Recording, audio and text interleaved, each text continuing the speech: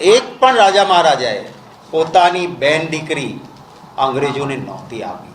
ભૂતકાળમાં કોઈ એકાદો વર્ગ ક્યાંય વિરોધ કરતો હતો તો એના સાથે સંવાદ નહીં, સંઘર્ષ કરવાનો, બેરહેમીથી પોલીસનો દુરુપયોગ કરવાનો, અને પછી ભાજપ જીતતું હતું. એટલે આ વખતે પણ ભારતીય જનતા પાર્ટીને એમ હતું કે કંઈ વાંધો નહીં, પરિણામ આપણી તરફેણમાં જ આવવાના છે, અને અહંકારથી કહેતા 5-5 લાખ. હવે ભારતીય જનતા પાર્ટીની સામે સમગ્ર ગુજરાતના તમામ વર્ગ, ધર્મ, જાતિના લોકો એક થઈને ભાજપને પાઠ ભણાવવા માંગે છે. પાટીદાર મિત્રો પોસ્ટ મૂકે છે કે અમે અમારી વાત કરતા હતા ત્યારે અમારા સાથે સંવાદ કરવાના બદલે જે પોલીસનો દુરુપયોગ થયો, અમારી બહેનો દીકરીઓને ઘરમાંથી કાઢીને એની ઉપર લાઠીચાર્જ થયા. પાટીદાર યુવાનોએ ભાજપના નેતાને જનરલ ડાયરનું બિરુદ આપ્યું હતું. હું પોતે પણ એક સરકારમાં મિનિસ્ટર રહ્યો છું.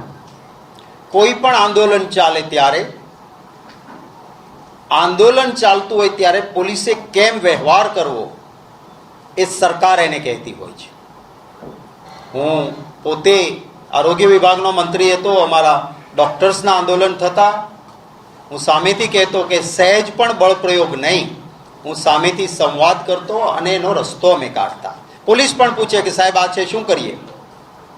ભારતીય જનતા પાર્ટીએ લોકશાહીમાં આંદોલન થાય તો સૂચના એવી, મારો પીટો. એ પાટીદાર આંદોલન વખતે એમણે કર્યું. જુનાગઢમાં એક કોળીની દીકરી ચાંદની, એનું પ્રકરણ થયું. કોળી સમાજ માંગણી કરતો હતો તો એમની સાથે સંવાદ નહીં, સંઘર્ષ કર્યો. પાલીતાણામાં, ભાવનગર જિલ્લામાં, મારા જિલ્લામાં એક શૈક્ષણિક સંસ્થાની પાણીની ટાંકીમાં એક કોળી દીકરી પડીને ડૂબી ગઈ છે, આવી વાત આવી.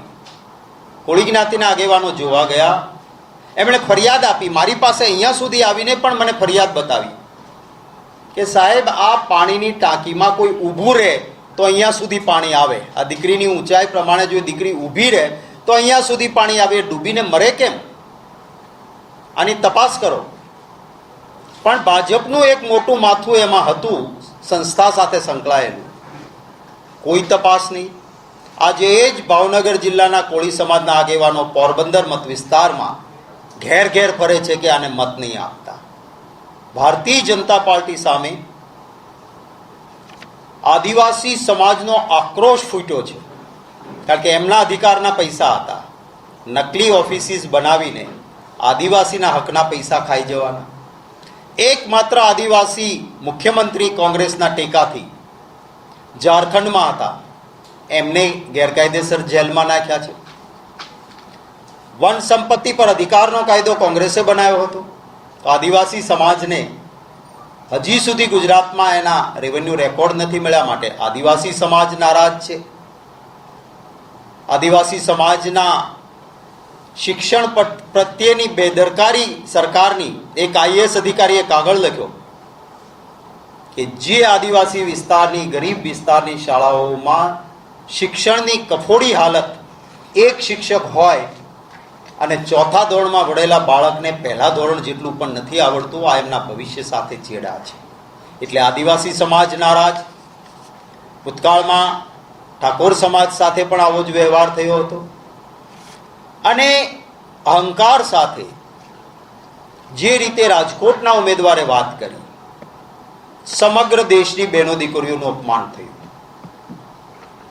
કોઈ પણ રાજા મહારાજાને, રાજા મહારાજામાં રાજપૂતો હતા, કારડિયા સમાજના આગેવાનો હતા, કાઠી દરબારો હતા, નાડોદા સમાજના હતા, બક્ષીપંચમાં આવેલી ઘણી બધી જ્ઞાતિના રાજા મહારાજાઓ હતા.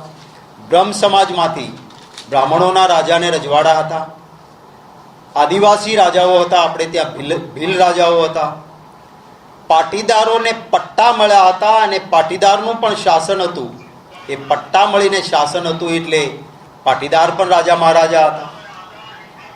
અને કોઈ પણ રાજા મહારાજાએ, એક પણ રાજા મહારાજાએ પોતાની બેન દીકરી અંગ્રેજોને નહોતી આપી. આ દેશની તમામ જ્ઞાતિ એ ઉમેદવારની વિરુદ્ધમાં એટલા માટે ઊભી થઈ કે ગામે ગામ પાળ્યા છે, જુદી જુદી જ્ઞાતિના રાજા મહારાજાઓ હતા. એમણે ગાય માટે, માતૃભૂમિ માટે, બહેનો દીકરીઓની લાજ માટે શહીદી વહોરી હતી. અને એમ છતાં આવું નિવેદન, અને છતાં ભારતીય જનતા પાર્ટીએ અહંકારથી એ ઉમેદવારને નહીં બદલ્યા. આ એ જ વ્યક્તિ છે જેમણે બનાસકાંઠામાં ચૂંટણી દરમિયાન જઈને માલધારી સમાજના એક વ્યક્તિ ચૂંટણી લડતા હતા ત્યારે માલધારી સમાજ વિશે પણ આવો જ વાણી વિલાસ કર્યો હતો. આ બધા કારણોસર ભાજપની વિરુદ્ધ એક જુવાળ ઊભો થયો છે સમગ્ર ગુજરાતમાં. એટલે ભારતીય જનતા પાર્ટીએ વિચાર્યું કે ફ્રી એન્ડ ફેર સ્વતંત્ર ચૂંટણી થશે તો ભાજપનું ગુજરાતમાં દેવાળું નીકળશે. એટલે એમણે ભારતીય જનતા પાર્ટીએ એક તરકીબ રચી કે આપણે એમ કરો ને, કોઈને કોઈ પ્રકારનો નાનો મુદ્દો કાઢી અને કોંગ્રેસના પક્ષના ફોર્મ રદ કરાવો, સ્પર્ધા જ ન થવા દો, એટલે આપણને કોઈ હરાવી નહીં શકે. અમને પણ આની ગંધ આવી ગઈ હતી અને હવે તો બરાબર ઓળખીએ છીએ. હું આભાર માનીશ અમારી કોંગ્રેસ પાર્ટીની લીગલ ટીમનો, અમારા વોર રૂમના સાથીઓનો, અમારા જિલ્લાના આગેવાનોનો. ખૂબ ચીવટ રાખી, ખૂબ